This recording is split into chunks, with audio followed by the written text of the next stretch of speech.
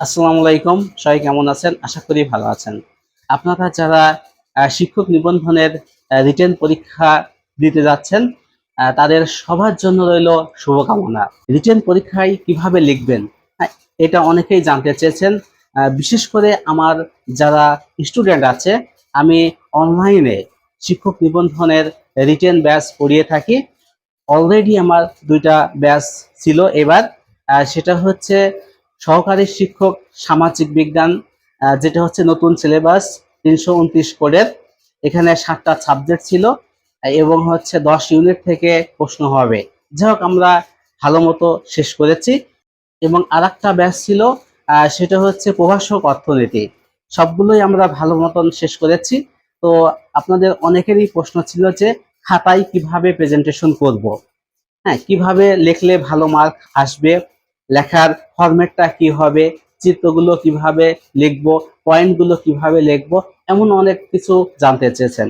তো সেইগুলোই হচ্ছে আমি প্র্যাকটিক্যালি দেখাবো। নিবন্ধনের রিটেনটা এত গুরুত্বপূর্ণ যে এই রিটেনের উপরে নির্ভর করছে আপনার জবটা। তাই রিটেনটা ভালোভাবে দেবেন।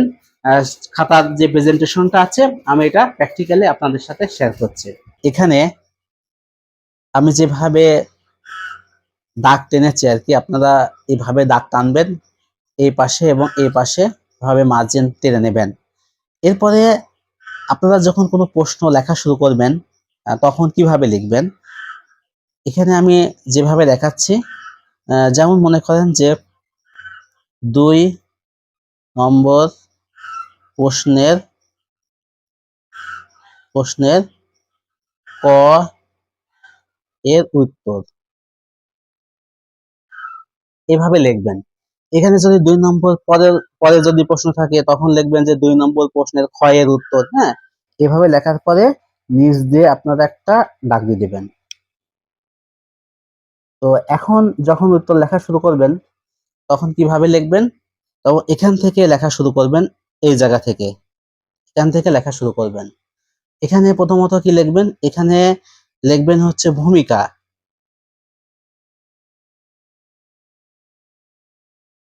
ভূমিকা লিখবেন, এভাবে লিখবেন।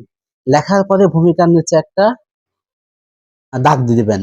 এখন অনেকেই বলে থাকেন যে আমরা এই দাগগুলো কি হচ্ছে অন্য কালি ইউজ করবো কিনা।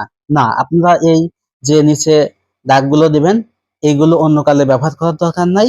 সম্পূর্ণ কালো কালি দিয়েই ব্যবহার করবেন। যদি ব্যবহার করতে চান, তাহলেও কালো কালি ব্যবহার করবেন। তো এভাবে তখন হচ্ছে এখান থেকে আপনারা ভূমিকা লেখা শুরু করবেন। হুম, এভাবে আপনারা ভূমিকা যতটুকু প্রয়োজন মনে করেন, এভাবে লিখবেন। ভূমিকা যখন শেষ হয়ে যাবে, তখন আপনাদের কাজ হলো যে সংজ্ঞা লেখা।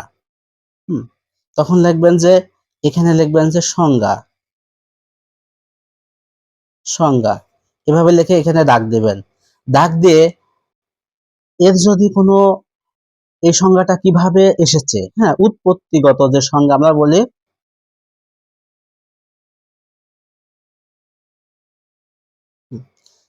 এইটা যদি থাকে বা লেখা যায়, তাহলে সেটা লিখবেন।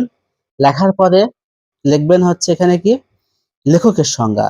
এর ভিতরে থাকবে আমাদের লেখকের সংজ্ঞা। লেখকের সংজ্ঞা এর ভিতরে লিখবেন। এখানে লেখকের সংজ্ঞা কয়টা লিখবেন? লেখকের সংজ্ঞা কমপক্ষে ২টা, বেশি পারলে হচ্ছে ৩টা। ঠিক আছে? আমরা ২ থেকে ৩টা লেখকের সংজ্ঞা এখানে লিখব। লেখকের সংজ্ঞা লেখার পরে আপনার কাজ হবে যে আপনার মতামত, আপনার মতামত, আপনার একটা মতামত দিয়ে দিবেন এখানে। এটা কিন্তু পয়েন্ট আকারে না, জাস্ট আমি এখানে লিখলাম, কিন্তু আপনার একটা মতামত রিলেটেড ওই সংজ্ঞার আলোকে, যে আমরা এই সংজ্ঞা থেকে এই বিষয়গুলো জানতে পেরেছি, এইভাবে একটা আপনার মতামত দিবেন। এভাবে লিখবেন। লেখার পরে আপনাদের পরবর্তীতে যেটা লিখতে হবে, সেটা হচ্ছে যে মূল বক্তব্য। হুম, মূল আলোচনা, আলোচনা অথবা বক্তব্য, হ্যাঁ বক্তব্য, এগুলো এখানে লিখতে হবে মূল বক্তব্য। এখানে অনেক সময় মূল বক্তব্য যদি আহ, দেওয়ার প্রয়োজন হয় দিয়ে দিতে পারে। এখান থেকে মূল বক্তব্য লেখা শুরু করবেন। মূল বক্তব্য যতটুকু ইচ্ছা লেখা শুরু করবেন। লেখার পরে আপনারা চলে যাবেন পয়েন্টে। ঠিক আছে, মূল বক্তব্য লেখার পরে আপনাদের কাজ হবে কি পয়েন্ট আলোচনা করতে হবে। হ্যাঁ, পয়েন্ট যখন আলোচনা করবেন তখন হচ্ছে পয়েন্ট পয়েন্ট কিভাবে লিখবেন, কিভাবে লিখবেন লিখবেন হ্যাঁ, পয়েন্ট লেখার জন্য আপনারা এই জায়গা এই পাশে বেছে নেবেন। এখানে আমি সাপোজ দিলাম 1 নম্বর পয়েন্ট। হুম, 1 নম্বর পয়েন্ট। এই 1 নম্বর পয়েন্টে ওই প্রশ্ন রিলেটেড যা আসে সেগুলো লিখবেন। আমি একটু লিখলাম যে মনে করেন যে মাথা পিছু আয়, মাথা পিছু আয়, আয়। একটা পয়েন্ট যদি আমি লিখি তাহলে এখানে এভাবে পয়েন্ট লিখে এর পাশে এর নিচে একটা দাগ দেবেন। ঠিক আছে, দাগ দিয়ে এই জায়গা থেকে লেখা শুরু করবেন।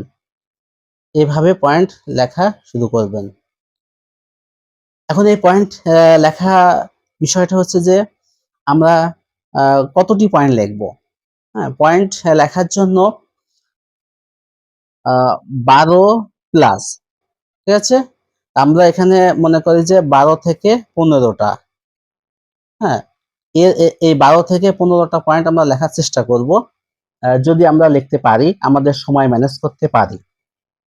পয়েন্টের আলোচনা বেশি করা যাবে না। যদি আপনি সময় ম্যানেজ করতে না পারেন সেক্ষেত্রে আপনি পয়েন্ট 2 লাইন 3 লাইন, যদি আপনি সময় কভার না করতে পারেন তাহলে এভাবে কম করে হলেও পয়েন্টের সংখ্যা বেশি দিতে হবে। একটা পয়েন্ট লেখা শেষ হলে তারপর আরেকটা পয়েন্ট দিবেন। আরেকটা পয়েন্ট এখানে সাপোজ আমরা 2 নম্বর পয়েন্ট দিলাম। হুম, এখানে মনে করেন যে দিলেন যে জাতীয় আয়। হ্যাঁ, জাতীয় আয় এভাবে দিয়ে এখানে ইভেজে লেখা শুরু করে দেবেন। আচ্ছা, তারপর এই পয়েন্ট আলোচনা হয়ে যাবে। এভাবে পয়েন্টগুলো আপনাদের 1 2 সিরিয়াল করে লিখতে হবে। আপনার যখন প্রথম পেজটা লেখা শেষ হয়ে যাবে তারপরে এখানে লিখবেন কি P T O, please turn over. এভাবে লিখে পরবর্তী পেজে আমরা চলে যাব, লেখা চলে যাব। এখন যদি আপনার লেখাটা এই পর্যন্ত এসে শেষ হয়ে যায়, প্রশ্নটা লেখা সাপোজ এই পর্যন্ত এসে শেষ হয়ে গেল, আমাদের লাস্ট পর্যন্ত যে এতটুকু জায়গা আছে বা আরো উপর থেকেও যদি শেষ হয়ে যায় তখন লাস্টে যে জায়গাটা থাকবে এখানে নতুন করে আর লেখার দরকার নাই যে 2 নম্বর প্রশ্নের খ এর উত্তর বা 2 নম্বর প্রশ্নের গ এর উত্তর, এভাবে নতুন করে লেখার দরকার নাই। এই জায়গাটুক গ্যাপই থাকবে। আমরা নতুন প্রশ্ন যখন লিখবো তখন পরবর্তী পৃষ্ঠা থেকে শুরু করব। আমরা উপসংহার যখন লিখবো তখন হচ্ছে এভাবে লিখবো, কিছু একটা দাগ দেব, দিয়ে এখান থেকে এভাবে করে এই জায়গা থেকে আমরা উপসংহার লিখব। যতটুকু প্রয়োজন আমরা লিখে এটা শেষ করব। এটা মূলত ফরম্যাট, এইভাবেই আমরা পরীক্ষায় লিখে থাকি। এখন যারা ইকোনমিক্সের স্টুডেন্ট আছেন তারা চিত্র অঙ্কন করে থাকেন। তো চিত্র অঙ্কন করার ক্ষেত্রে কিভাবে করবেন, চিত্র অঙ্কন, চিত্র অঙ্কন, চিত্র যখন অঙ্কন করবেন সাপোজ আমি একটা চিত্র অঙ্কন করলাম। এখানে মনে করেন যে ডিমান্ড কার্ভের একটা চিত্র অঙ্কন হলো আমাদের।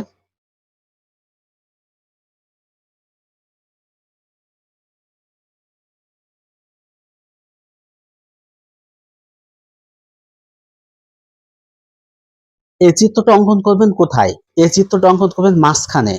ঠিক আছে, খাতার মাঝখানে চিত্রটা অঙ্কন করবেন। এই পাশেও না, এখানেও, এই পাশেও না। তারপর এখান থেকে চিত্র রিলেটেড বর্ণনা শুরু করবেন লেখা। এ হচ্ছে চিত্রের বিষয়। প্রশ্ন যদি সৃজনশীল আকারে আসে সেক্ষেত্রে ভূমিকা উপসংহার এগুলো লিখবো কিনা। হ্যাঁ, সৃজনশীল প্রশ্ন আসলে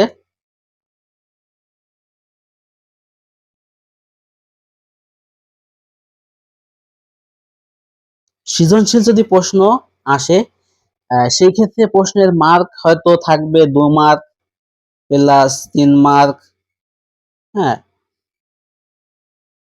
প্লাস 5 মার্ক, অথবা যেভাবে এখানে বন্টন থাকুক সেটা বিষয় না। যদি এভাবে আসে, এই 2 মার্কের জন্য আপনার ভূমিকা লেখা লাগবে না।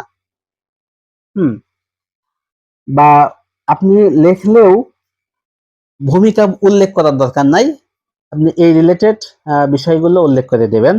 প্রশ্ন যেভাবে আসে আমাদের সেভাবে অ্যান্সার করতে হবে। লেখাটা সুন্দর করবেন। যেভাবে আমি প্যাটার্ন গুলো বললাম এভাবেই ম্যাক্সিমাম স্টুডেন্ট লিখে থাকে, বা আমরা নিজেরাও এভাবে লিখে পাস করেছি এবং ভালো মার্ক পেয়েছি। লেখাটা পরিষ্কার করে লিখবেন। সবাই ভালো থাকবেন। সবাইকে অসংখ্য ধন্যবাদ।